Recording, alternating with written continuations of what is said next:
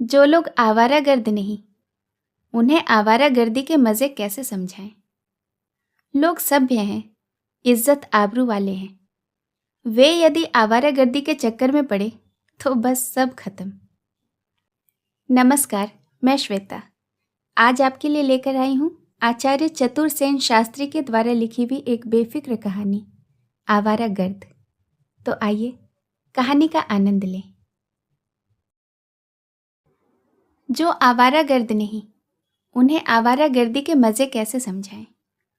लोग सभ्य हैं, इज्जत आबरू वाले हैं। उनकी समाज में पद मर्यादा है। बहुत लोग उन्हें जानते हैं। वे यदि आवारागर्दी के चक्कर में पड़ गए तो बस सब खत्म। उनका रुआब उठ जाए, प्रतिष्ठा धूल में मिल जाए और देखने वालों की नज़र से भी गिर जाए। परंतु मेरी बात ही निराली है। वह निरालापन आवारागर्दी में ही आ सकता है। बात यह है कि न मेरे समाज में कोई इज्जत है, न मेरा कोई मुलाकाती दोस्त, न कहीं मेरा घर बार जमीन जायदाद, न नौकरी, न लीडरी, न मैं कवि, न संपादक। मैं महज आवारागर्द हूँ।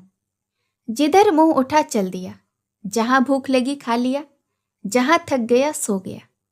जो चीज़ मिली मांग ली, मौका मिला चुरा ली। गरज जैसे बने जीवन की गाड़ी चलाए जाना। दुख, चिंता, शोक और निराशा को पास न फटकने देना मेरी आवारागर्दी का खास रूप है। औरों की चाहे और जाने। मन में जो सनक समाई तो कश्मीर जा पहुंचा। कैसे? यह आप सभ्य पुरुष न समझ पाएंगे। फिर भी संक्षेप में सुनिए। रेल का पूरा सफ़र तय किया बिना टिकट। अक्सर टिकट चेकर को चकमे दिए। कभी गुसल खाने में घुसकर, कभी दूसरी ओर आंखें बचाकर, तो कभी कूदकर। पकड़े भी गए तो हंस दिए, जेबें उल्टा कर दिखा दी। किसी ने गालियां देकर छोड़ दिया, किसी ने गर्दनियां देकर उतार दिया, किसी ने पुलिस के हवाले कर दिया। मैं जानता हूं दुनिया में पग पग पर विघ्न आते हैं, पर धुन के पक्के लोगों के सामने वे ठहर नहीं पाते। मेरे सामने भी ये विघ्न न ठहर सके। सिर्फ इतना हुआ कि 2-4 दिन देर करके पिंडी जा उतरा। आधी मंजिल फतह हो गई।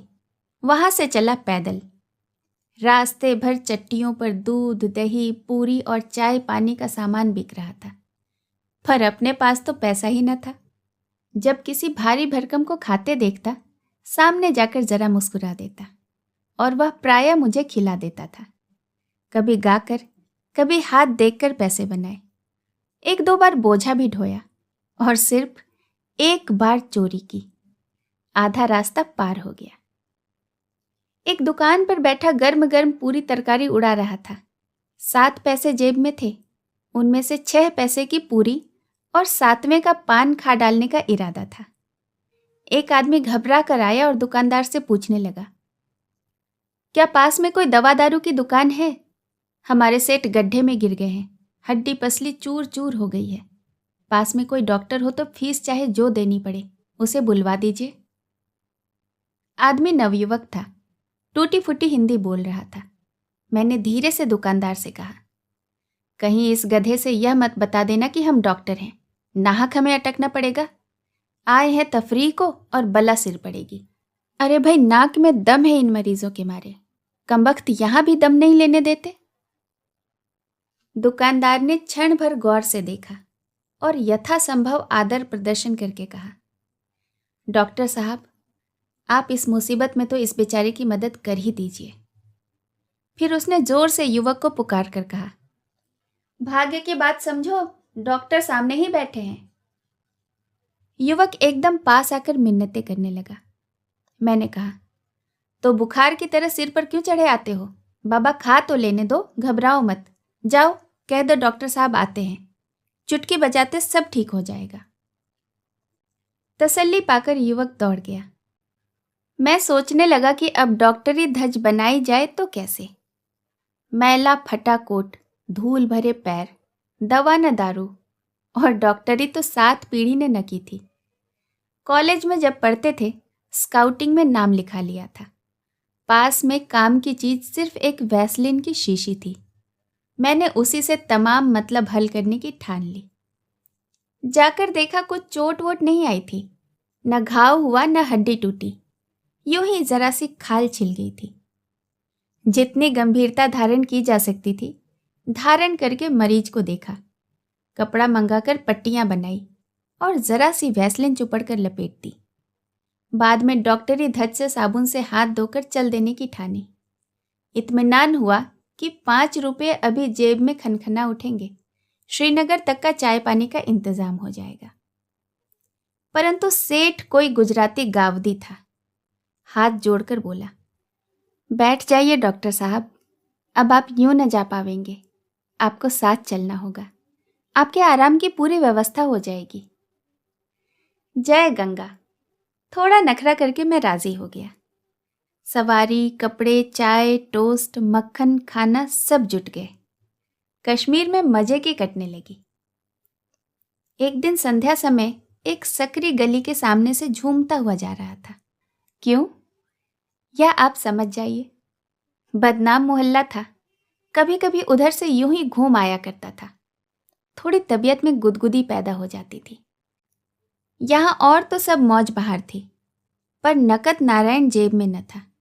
सेठ से भी कभी नहीं मांगा और तिगड़म साड़े छोड़ दिए थे, इसलिए सिर्फ इधर उधर घूमना मात्र ही हो जाता था और कुछ भी नहीं। हाँ, तो मैं एक सकरी गली के सामने से झूमता हुआ जा रहा था। संध्या के धुंधले प्रकाश में देखा, एक पुराने छोटे से मकान की दहलीज पर एक श्वेत वसना स्त्री खड़ी है। एक बाबू से वह बातें कर रही है। अंधेरे में ठीक ठीक उसकी आयु और सुंदरता नहीं भापी जा सकी, परंतु जो ही मेरी दृष्टि उस पर पड़ी, बाबू ने उससे कहा नमस्ते, और उसने भी हाथ जोड़कर नमस्ते कहा। बाबू चल दिए, मगर उस स्त्री ने जो नमस्ते शब्द कहा, उसकी झनकार ने मेरे शरीर में रोमांच कर दिया। कुछ विचित्र मधुर स्वर था। फिर मैंने सोचा, इस बदनाम गंदी गली में यह शुद्ध नमस्ते कैसा? मैंने मुंह उठाकर देखा, वह घर के भीतर लौट रही थी। मैंने साहस किया, एक कदम आगे बढ़ाकर कहा, नमस्ते। वह लौटी और आश्चर्यचकित मेरी ओर उस अंधेरे में देखने लगी। मैंने और निकट जाकर कहा, आपने पहचाना नहीं? मैं डॉक्टर हूं। मैंने ढेला फेंका था। उसने भुनभुनाकर होठों ही होठों में कहा, डॉक्टर? फिर उसने सिर का पल्ला ठीक किया, हाथ जोड़कर उसी मधुर स्वर से नमस्ते किया और उससे भी अधिक मीठे स्वर में कहा, आइए, भीतर आइए डॉक्टर साहब। और फिर हम एकदम मकान के भीतर। दरवाजे की कुंडी बंद कर दी गई। घर छोटा और साधारण था, पर साफ और सुरुचिपूर्ण। कमरे में एक शतरंजी बिछी हुई थी, कोने में पलंग था, दीवार से लगा एक लैंप टिमटिमा रहा था। शतरंजी पर बैठूं या पलंग पर, यह निर्णय नहीं कर सका। उस पीली धुंधली रोशनी में मैंने फिर उसकी ओर देखा। एक दुबली पतली सुंदर छरहरी युवती थी, उम्र 20 के आसपास होगी। बर्बादी और वेदना की छाप उसकी आंखों और होठों पर थी। उसने आगे बढ़कर पलंग की ओर इशारा करके कहा, बैठिए। सिर से टोपी उतारकर खूंटी पर टांग दी, बेत हाथ से लेकर कोने में रख दिया। फिर कहा, कोट उतारकर इत्मीनान से बैठिए, इस वक्त कुछ गर्मी है, आप बाहर से आए हैं। ठहरिए, मैं खिड़की खोले देती हूँ, आप इत्मीनान से बैठिए। मैं कोट उतारकर इत्मीनान से बैठ गया। उसने खिड़कियां खोली, लैंप जरा तेज किया, 2 अगरबत्तियां जलाई और चुपचाप मेरे पैरों के पास फर्श पर बैठ गई। अभी 2 मिनट भी न बीते थे कि ऐसा मालूम हुआ कि आवारागर्दी खत्म हो गई। मानो चिरकाल बाद शरीर और मन थकाकर अब घर लौटा हूं। हालांकि पृथ्वी के इस छोर से लेकर उस छोर तक मेरा कहीं घर था ही नहीं।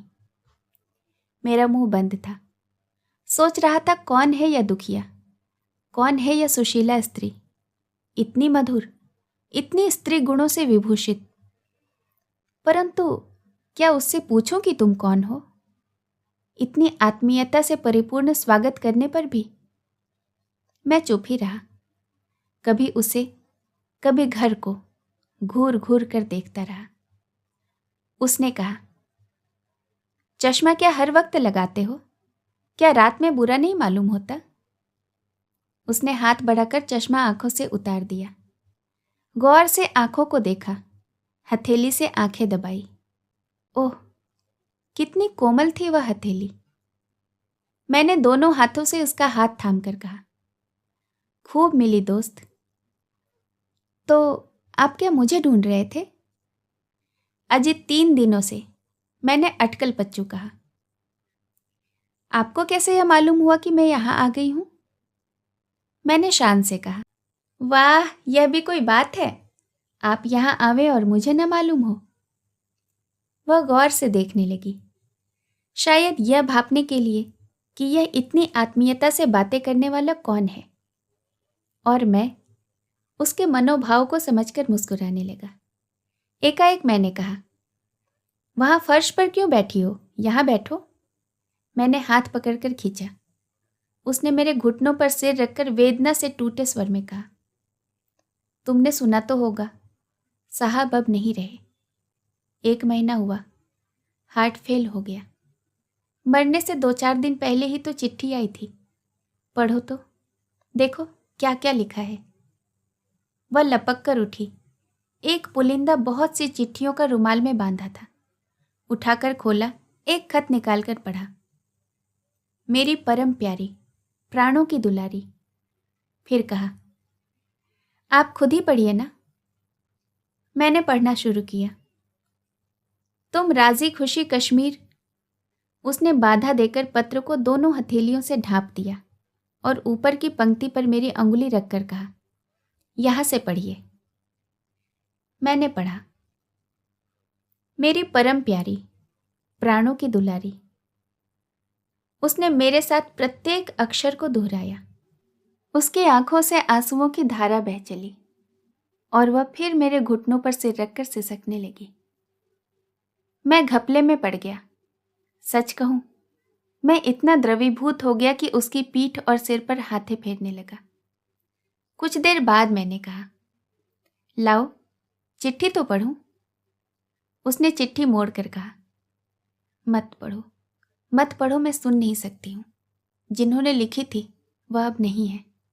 उन्होंने इतने खत लिखे हैं, गिनकर देखो ना, देखो ना कितने हैं, पर अब नहीं लिखेंगे। उसने ऊपर मुंह उठाया।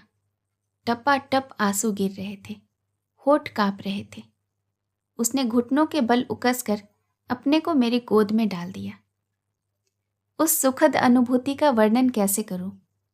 उसके केश गुच्छ में खोसे हुए फूलों की सुगंध से, उसके प्रेमी हृदय के हाहाकार से, उसके कोमल आलिंगन से जैसे मैं मूर्छित सा हो गया। मैंने सोचा, क्या यह मुझे अपना कोई पूर्व परिचित समझती है या इसे कोई होश हवास ही नहीं? फिर मैंने भी तो अपनी बातों से उसे खूब मुगालते में डाला। खत में मैंने उसका नाम पढ़ लिया था, रुक्मणी। मैंने आर्द्र स्वर से कहा, रुक्मणी, इतना रंज न करो। जो चला गया उस पर सब्र करो, और जो मिल गया उसके लिए ईश्वर को धन्यवाद दो।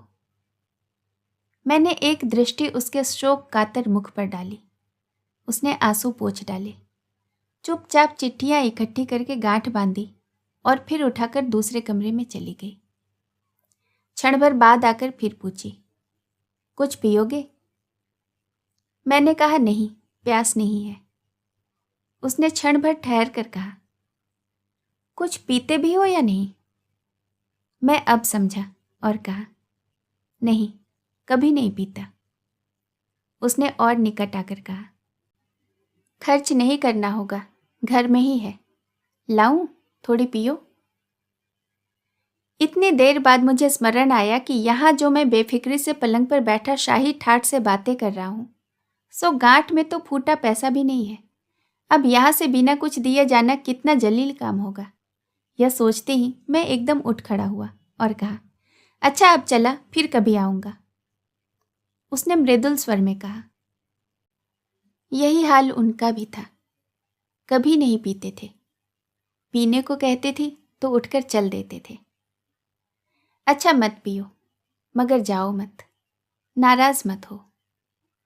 और वह एक कदम आगे बढ़कर मेरे ऊपर गिर पड़ी, जैसे बहुत से फूलों की मालाएं किसी ने मेरे ऊपर फेंक दी हो। मैंने तन मन से द्रवित होकर कहा, इतना दर्द, इतना दुख, इतना प्रेम लिए तुम इस गंदे घर में बैठी हो? उसने धीरे से पृथक होकर कहा, नाराज मत होना, तुम इजाजत दो तो मैं जरा सी पी लूं। न पीऊंगी तो तुमसे बात न कर सकूंगी। मैंने कहा, पियो, मैं नाराज नहीं हूं। पीकर जब वह आई तो मुस्कुरा रही थी, शरीर में फुर्ती थी। उसने कहा, बीड़ियां तो हैं, पर क्या तुम्हारे लिए सिगरेट मंगवा दूं? कैसे कहूं कि मंगवाओ, मेरे पास तो पैसे ही न थे। मैंने कहा, मगर मैं तो खाता पीता ही नहीं।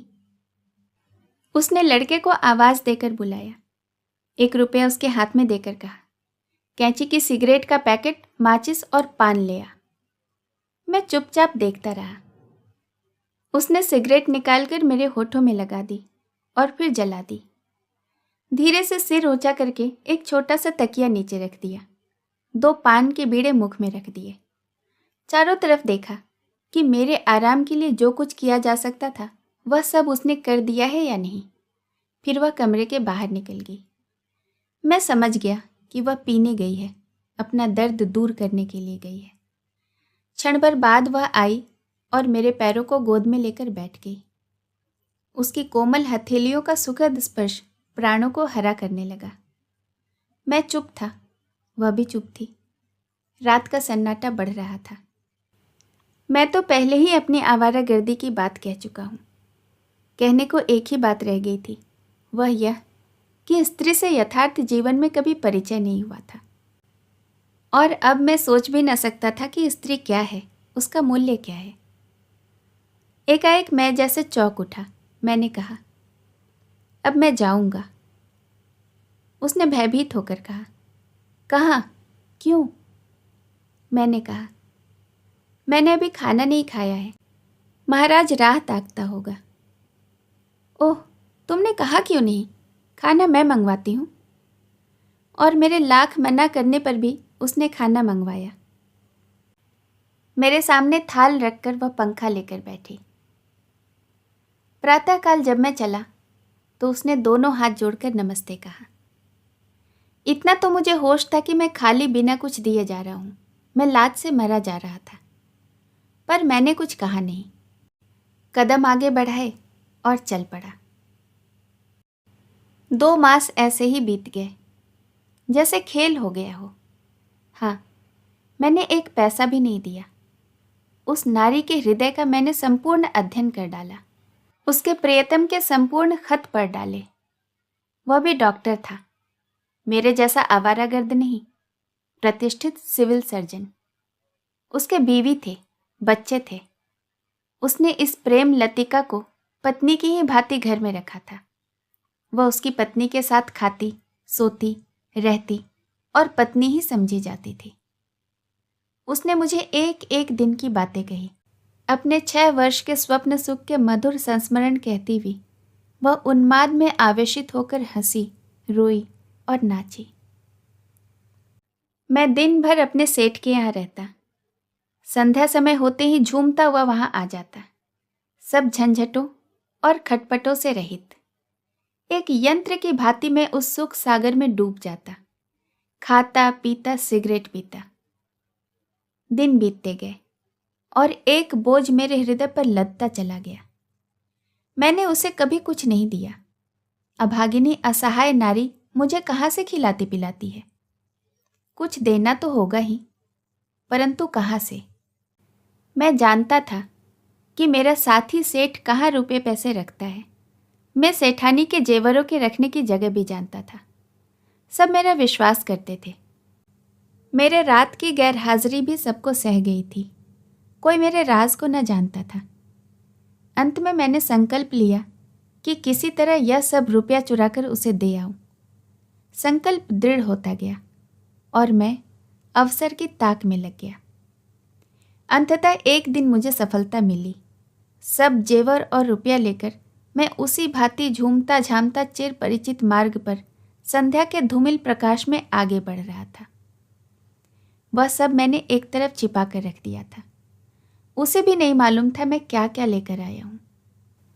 पिछली रातों की भांति यह रात भी बीत चली और उषा के आलोक में जब उसने हंसकर नमस्ते कहा, तब मैंने चुपचाप नीरव भाव से चिर विदा कहा। मैंने लौट कर नहीं देखा और चला। सेठ के डेरे की ओर नहीं, लंबी बलखाती पेचीली पहाड़ी सड़क पर जो नीचे की दुनिया की ओर जा रही थी, उसी आवारागर्दी के आलम में जिसमें नया आनंद और मस्ती का झरना झर रहा था। दिन बीता और संध्या समय एक चट्टी पर बाहर पड़ी बेंच पर पड़ा हुआ मैं बीते वक्त को सोच रहा था। सब कुछ सपना सा दिख रहा था। आंखें बंद करते ही वह आती, प्यार करती, सिगरेट पिलाती, माथा सहलाती, परंतु आंखें खुलने पर सुदूर आकाश के टिमटिमाते तारे, टूटी बेंच और अपना एकाकी आवारागर्द जीवन। रास्ते में खाता पीता सोचता बैठता अपनी चिर अभ्यस्त आवारागर्दी से चला जा रहा था। एक दिन पुलिस ने मुझे पकड़ लिया। सेठ जी साथ में थे।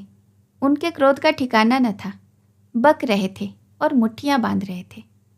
मैं हंस रहा था। एक अंगूठी मेरी अंगुली में ही थी, उसी से पकड़ा गया। उतारना भूल गया था। सोचा था चलती बार उसे पहनाऊंगा। मैंने चोरी स्वीकार की, पर माल कहाँ है यह नहीं बताया। मुझे पीटा गया और यातनाएं भी दी गईं, परंतु उन यातनाओं में, उस मार में कितना सुख था, कितना मज़ा था। वे यातनाएं मुझे उस प्रिय नारी के सुखद स्पर्श से लग रही थीं। और अब जेल की कोठरी मुझे मिली, तो उस एकांत में मैं था और उस सजनी की जागृत स्मृति। ओह, इसके बाद तो फिर हमारा न कभी विछोह हुआ, न कभी मिलन। मैं प्रति क्षण एक ही बात सोचा करता हूँ। कश्मीर की उन मनोरम घाटियों में वह मेरी प्रतीक्षा कर रही होगी और जीवन के अंत तक मेरी प्रतीक्षा करेगी। अपना अनमोल समय इस कहानी को देने के लिए आपका बहुत बहुत धन्यवाद। एक अनुरोध, अगर आपने अब तक मेरा चैनल नहीं सब्सक्राइब किया है तो इसे प्लीज़ सब्सक्राइब कर लें और हाँ, साथ ही साथ बेल आइकन भी प्रेस करें ताकि मेरे द्वारा अपलोड की हुई कहानियाँ पहुँचे सबसे पहले आप तक।